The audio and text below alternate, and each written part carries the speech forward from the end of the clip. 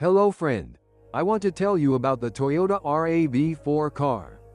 Toyota has been a brand associated with reliability for years, and the group of models that prided themselves on being indestructible includes, among others, the RAV4.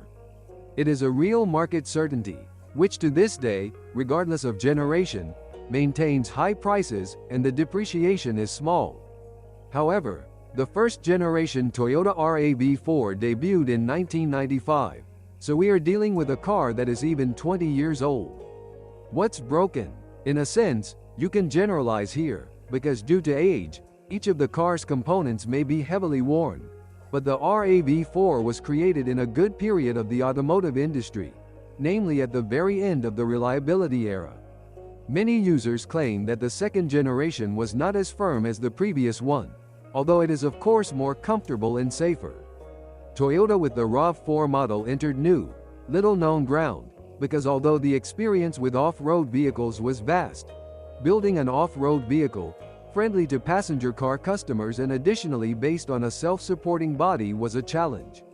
Initially, the RAV4 was to be a fun car, an equivalent of the Suzuki Vitara or Samurai with an open body and comfortable suspension, but also a cramped interior in a 3-door body.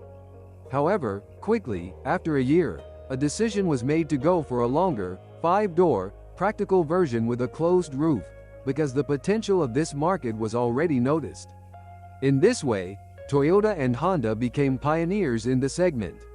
When building the RAV4, a well-known solution was used, and instead of the still incipient clutches connecting the drive, a transfer case with a central differential was chosen. The suspension was a wishbone system creating an independent structure. The car received a modest body on relatively large wheels, which has a good effect on the customer, who nevertheless expects good off-road geometry. The car has short overhangs and good angles, and it could be optionally purchased with a central differential lock. The first-generation RAV4 is just begging to be tested off-road. And at this point we have a clear division into two types of cars that can be found on the market: used off-road and used on the road. The first group consists of cars used in such a way that the owner wanted a Land Cruiser but couldn't afford one. You can easily find videos on the internet showing the exploits of off-road enthusiasts in the field, doing incredible things with the RAV4. Unfortunately, the car's design is not adapted to torture. It has a rear suspension that is not very resistant to large overloads, although the front suspension can withstand quite a lot. It's not even about the wear of the elements, but about their bending. It's also easy to destroy the mounts. The entire rear axle cannot stand the abuse, and its support can easily break off. The front is a relatively strong and simple construction with wishbones, in which individual rubbers can be replaced, but the steering gear will very quickly pick up the play. The drive system itself is durable, which is what Toyota off-road vehicles are famous for. However, if you install too aggressive tires, you can expect faster wear of the differentials and half-shaft joints. The central lock is activated with a button, and this element is practically failure-free. Engines in cars used intensively in difficult conditions can easily overheat, although the cause is usually an inefficient cooling system. In addition, drive units can have problems with the ignition system. The second group of Toyota RAV4s are cars that have seen the terrain only by driving along the asphalt road next to it. It is easiest to find such models abroad, especially in alpine countries, where the RAV4 enjoyed great popularity due to its very effective 4x4 drive. These cars basically wear out the same way as Corollas or Aventuses, i.e. as standard passenger cars. They don't have problems with large play in the drive system, provided they haven't towed heavy trailers, which the RAV4 isn't particularly suited to. Apart from the rubber elements, including the rear axle and shaft supports, basically nothing happens. Under the hood in the oldest examples we can find leaks, both in the lubrication and cooling systems. The latter can cause the engine to overheat because the pressurized, leaky lines like to leak fluid, and Toyotas are not cars where you look under the hood, which, by the way, sometimes ends in serious breakdowns. It is also worth paying attention to the vacuum lines responsible for the engine's operation. If the engine starts to jerk or surge, it usually means faults in this area.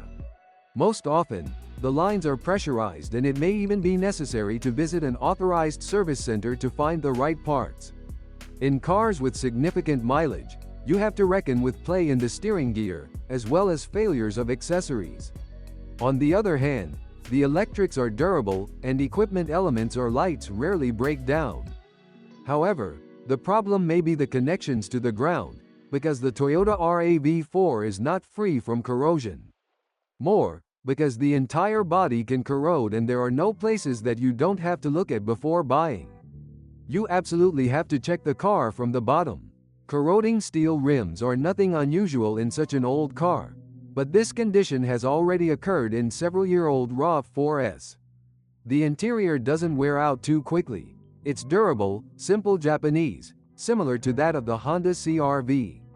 Toyota has a ventilation system controlled by sliders, and it's a good idea to check that they're working properly. The spare wheel is mounted on the side opening door and can take up some play, although the wheel itself isn't heavy. The great thing about the RAV4 is that it doesn't have any of the typical model-specific problems that you have to fight or be particularly careful with. There are no areas of the car other than corrosion that you have to pay special attention to. This means that the car is as worn as its age and/or mileage indicate. The only exception to the rule are cars used off-road, which can have serious problems with the drive system, chassis, and even body geometry. A normally used Toyota RAV4 will easily last another 10 years, even if it has already done 20. The costs of using the Toyota RAV4 are at a similar level to its competitors, with the difference that an unexpected, expensive breakdown is unlikely to happen in the RAV4. This is a fairly predictable car in terms of costs. Fuel consumption is around 10 to 13 L, 100 kilometers, but you can reduce your expenses at the gas station by installing a gas system. You just need to choose a high-quality set and constantly monitor the technical condition of both the system and the engine. 10 years ago, the car was popular with thieves. Today it is no longer a problem. Thank you for listening to me. Don't forget to subscribe to the channel and rate my video. If you know of any problems with this car that I haven't mentioned, be sure to write about them in the comments. I have good news for you. Now, if you are planning to buy a used car, or learn more about your car, you no longer need to search for the information you need on the internet. We have collected everything in one place for you, on the website carme.pro. Here you can find out everything about the car, what breaks and at what mileage, any problems with engines, chassis or gearboxes, which trim levels are better not to mess with, and how not to lose money buying a used car. You will learn all this on carme.pro.